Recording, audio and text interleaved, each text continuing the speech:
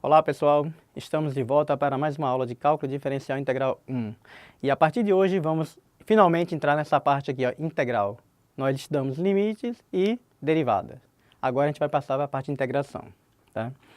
Antes de falar em integração propriamente dito, os resultados da integral que a gente vai usar, primeiro vamos definir algumas coisas. O novo conceito que a gente vai definir agora, eu vou começar por um exemplo. Você tem uma partícula se movimentando em linha reta. Você tem aqui a equação da velocidade, tá? Em função do tempo. Por algum motivo, eu preciso calcular a equação da posição para saber em um determinado instante onde é que essa partícula vai estar. Como é que eu posso fazer isso? Até então, a gente estava fazendo o contrário. A gente tinha a posição, a gente deriva uma vez, a gente obtém a velocidade. A gente deriva mais uma vez, a gente obtém a aceleração. Agora não, a gente quer o processo inverso. Eu tenho uma aceleração, eu posso fazer um processo que eu vou chamar aqui de primeiro primitivas, depois de integral. Ou seja, calculo uma primitiva, duas primitivas. Então veja, o que a derivada faz, a primitiva, a integral vai desfazer. Então uma é o processo inverso da outra. É esse conceito que a gente vai estudar agora. Então, além desse problema que eu falei da velocidade, por exemplo, um engenheiro que pode medir a taxa de variação, veja o termo, segundo a qual a água está escoando de um tanque, quer saber a quantidade escoada durante um certo período. Tá? Ou ainda, um biólogo que conhece a taxa, vejam, o termo que aparece, como eu falei, é esse, ó, é taxa, razão. Então, um biólogo que conhece a taxa segundo a qual uma população de bactérias está crescendo pode querer deduzir qual o tamanho da população em um certo momento futuro.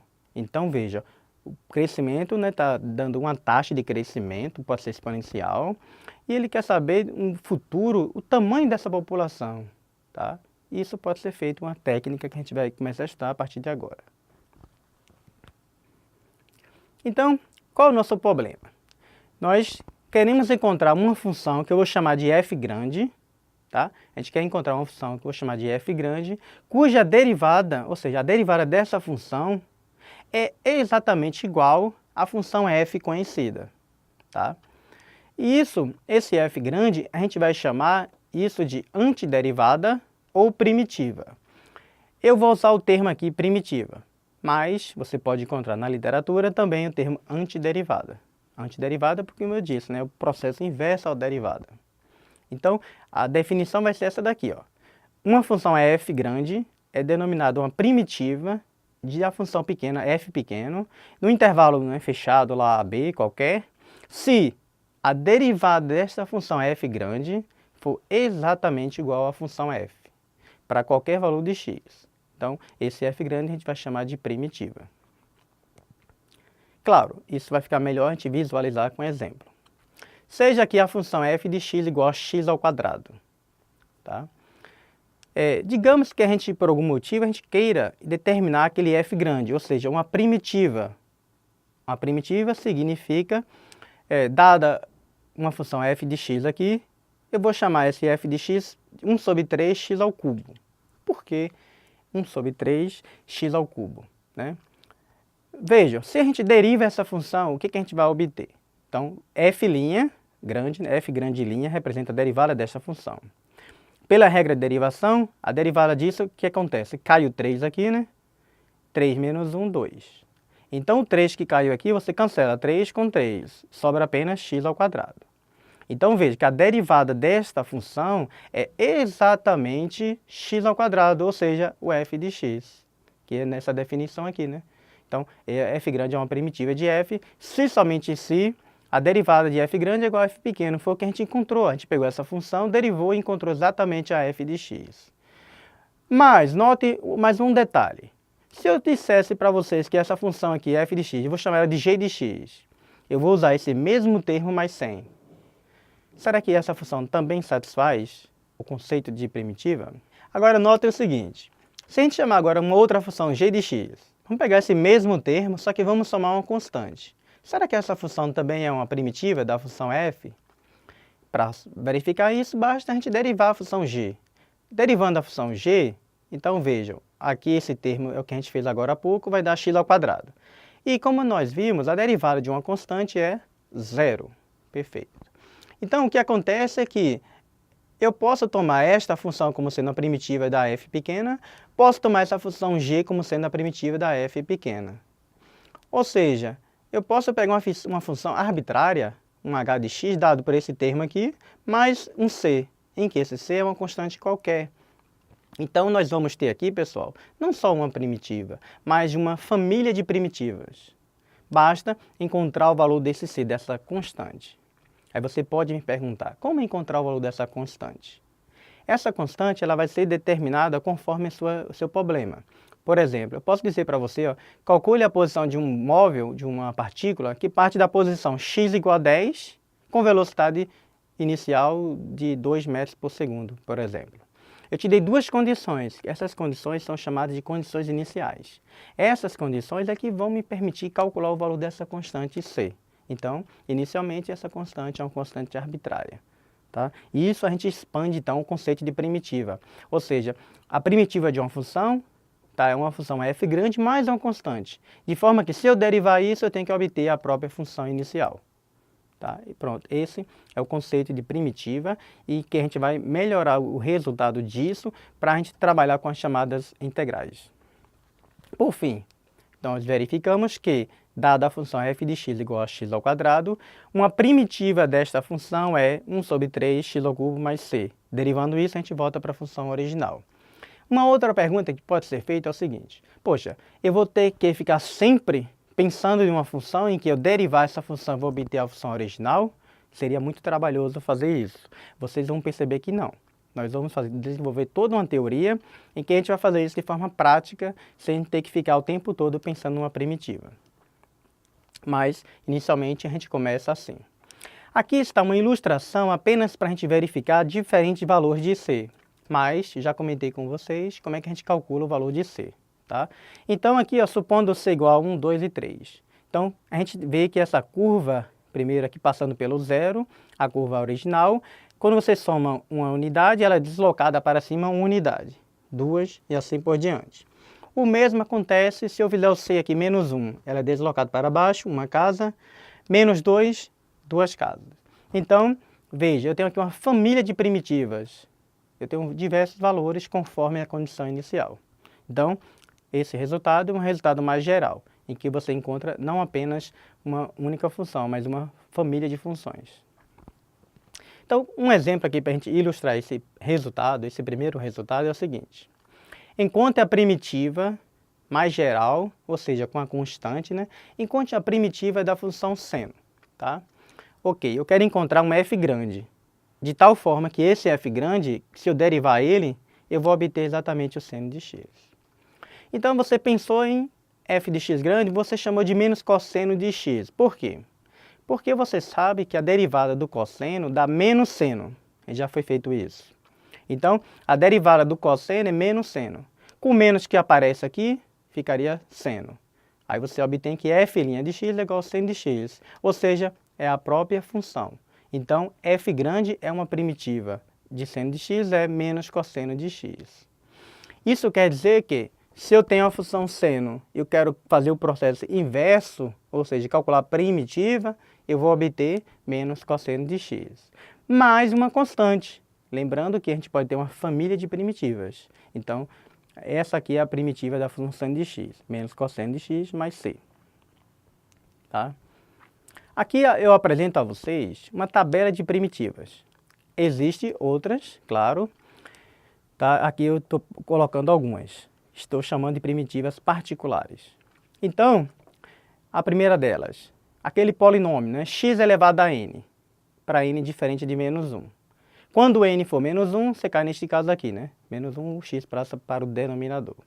Então, veja, eu estou falando para vocês que esse cara aqui, ó, é uma primitiva particular desse termo. Por que isso aqui é uma primitiva desse termo x elevado a n?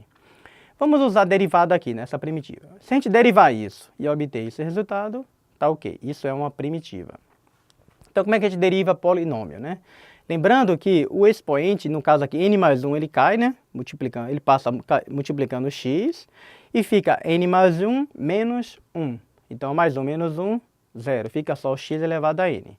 E o n mais 1 que caiu aqui, multiplicando o x, se cancela com esse. Sobra apenas x elevado a n. Então, notem que essa tabelinha, se você deriva do lado direito, você obtém o esquerdo. Se você deriva o lado direito, você obtém o esquerdo. Logo, esses termos aqui são mais primitivos dessas funções que aparecem aqui. Tá? Por exemplo, cosseno de x, a sua primitiva é seno.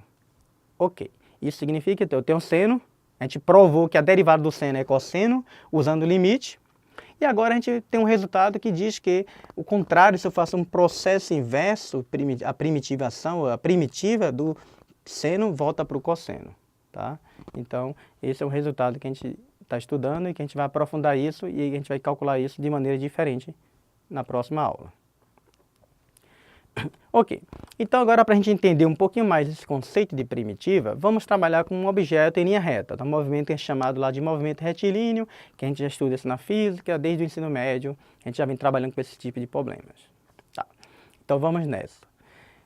Nós temos aqui a equação da posição, que eu vou chamar de S, que é igual a F de T, a equação da posição. A velocidade, nós vimos que se a gente deriva a posição, a gente obtém a velocidade. Ok? Então vejam. Então, se a função é S, se eu derivar a função S, eu obtenho velocidade, significa que S, a posição, é uma primitiva da velocidade. Algo análogo a gente verifica com a aceleração. Nós já vimos que a aceleração é calculada da seguinte forma. É a derivada da velocidade. Então, se eu derivo a velocidade em relação ao tempo, eu tenho uma aceleração. Logo, a velocidade é uma primitiva da aceleração. Por quê? Porque a sua derivada vai dar a aceleração. Então, a velocidade é uma primitiva. Ou seja, nada mais, nada menos, eu conheço a aceleração, eu vou fazer o processo de primitiva uma vez, duas vezes, para obter a posição da partícula. Se eu tenho uma posição, eu quero a aceleração, eu vou derivar uma, duas vezes e eu obtenho a aceleração. Isso tudo a gente vai verificando que nada mais é que o que a derivada faz, a integral ou a primitiva desfaz. Vejam, aqui também nós mostramos, comentamos o seguinte, a posição no tempo zero e a velocidade no tempo zero. Isso aqui é o que eu chamei para vocês aqui agora há pouco de condições iniciais. Isso serve para determinar o valor daquela constante que aparece na primitiva, na família de primitiva.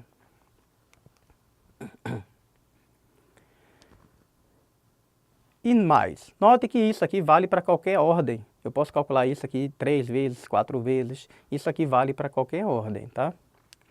Vamos começar então com um probleminha básico. A aceleração de uma partícula é dada para a seguinte expressão. 6t mais 4.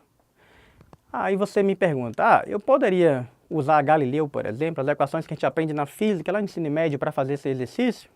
Se você pensar um pouquinho, você vai ver que a definição lá da aceleração ela é constante. As leis de Galileu valem quando a aceleração é um número, é constante. Se você observar aqui agora, a nossa aceleração depende do tempo, não é constante. Então veja o seguinte, pessoal. É um exemplo simples, mas aqui a nossa aceleração depende do tempo, ou seja, não é constante. As leis de Galileu valem apenas quando a aceleração é constante. Tá? Neste caso aqui, eu não posso mais usar as leis de Galileu, elas não são válidas para esse caso aqui simples. Imagine problemas mais sofisticados que aparecem no dia a dia. Mas eu posso resolver isso daqui com o processo de primitivas de derivadas. Tá? O problema diz o seguinte, a velocidade inicial no tempo zero, a velocidade é 6 centímetros por segundo. A posição da partícula no instante t igual a zero, ela está na posição, você tem uma reta, digamos, ela está na posição 9 centímetros. Ou você está numa pista, na BR-101, você está no quilômetro tal, no quilômetro 100. É isso que está dizendo aqui. Então essa partícula, no instante t igual a zero, ela está na posição 9 centímetros. Eu quero que você encontre a função da posição. Veja, nós temos a aceleração, queremos encontrar a função da posição. Então vamos lá. Nós vimos que se eu derivo a velocidade, eu obtenho a aceleração. Perfeito? Ok, então se a derivada da velocidade é igual à aceleração, significa que a velocidade é uma primitiva da aceleração. Então, eu preciso, por enquanto, pensar em um número, em uma função, em que a derivada desta função vai dar exatamente a aceleração. Tá? Como a gente conhece regras de derivação, então note que eu poderia chamar a função v de t por essa expressão aqui. Por quê? Se eu derivar isso, vai dar exatamente a aceleração. Vamos só verificar. Derivando essa função aqui, ó, tá? O 2 cai multiplicando, cancela com esse, fica 6t, né? Que é o que aparece aqui. A derivada de 4t, vocês já viram, né, que isso aqui vai dar 4. E a derivada de uma constante que vai dar 0.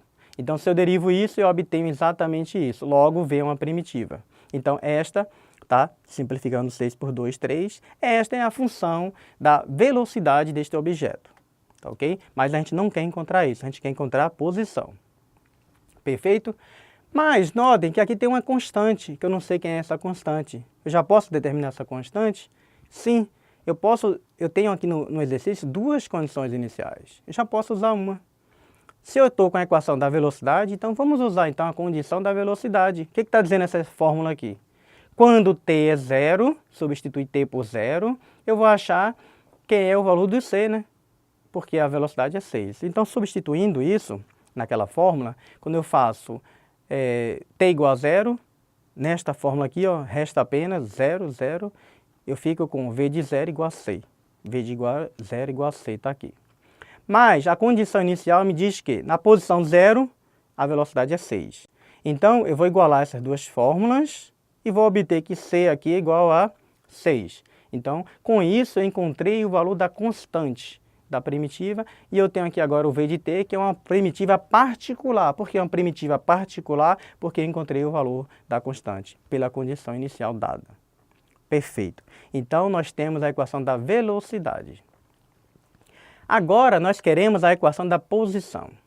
Aí, mais uma vez, eu vou pensar no seguinte. Velocidade é igual a derivada da posição. Se velocidade é igual a derivada da posição, significa que a posição é uma primitiva de v. Então, eu preciso pensar em uma função s, que quando eu derivar esta função, vai dar exatamente o v. Você pensando um pouquinho, você chega nesse resultado aqui, tá? Em que vamos derivar esse resultado para ver se a gente obtém exatamente isso daqui, só para confirmar, tá? Então, eu penso a primitiva sendo esse cara aqui, ó. Então, derivando essa função, o 3 aqui cai, cancela esse 3 com esse, e sobra 3t ao quadrado. Quando eu derivar aqui, o 2 cai, né? Corto o 2 com 2, 2 menos 1 vai ficar t apenas, né? T elevado a 1. Aí vai ficar 4 vezes t, esse termo. Quando você derivar aqui o 6t, vai dar igual a 6. Então, e o dzão? Você deriva o dzão, constante, igual a 0. Então, se derivar essa função, vai dar exatamente essa. Portanto, a minha equação da trajetória da posição é dada por essa expressão aqui. Isso é uma primitiva. Mas, você note que você ainda tem um d grande. Como é que eu vou te fornecer uma equação da posição de um objeto com esse dzão aqui? Então, eu preciso encontrar esse dzão com a outra condição inicial, que tá? Ele diz para a gente que quando o tempo é 0, a posição é 9. Então, na posição 9 centímetros em determinada região. Portanto, quando eu substituo t por 0 aqui, sobra só d, né? Então, S de 0 é igual a d. Comparando essas duas equações, eu tenho aqui que d é igual a 9. Pego d, substituo por 9. Por fim, aqui eu tenho a equação da posição. Então, o que a gente fez aqui é um processo de primitivas. A gente calculou uma, duas primitivas. Saímos da aceleração, velocidade e posição, tá? E aqui não vale as leis de Galileu, como vocês devem ter visto lá no ensino médio, você lá tem t ao quadrado, aqui você tem t ao cubo. Pronto, as equações de Galileu aqui não valem para nada, e o que a gente usa aqui é o cálculo diferencial e integral, começando aqui por primitivas. Por fim, esse é o conceito de primitiva, mas a gente não vai ficar fazendo isso sempre, ficar pensando em opção para derivada daquela, a gente vai fazer isso de forma mais elegante, mais decente, ou seja, vamos ter resultados, teoremas, propriedades mais precisas, tá? E aí sim a gente vai ter uma teoria mais elegante. Então, para estudar um pouquinho mais de primitivas, eu sugiro que vocês assistam mais um vídeo, tá? Onde esse vídeo faz algumas demonstrações e mais exemplos. Estude o guia de estudo e façam os exercícios. Bons estudos e até uma próxima.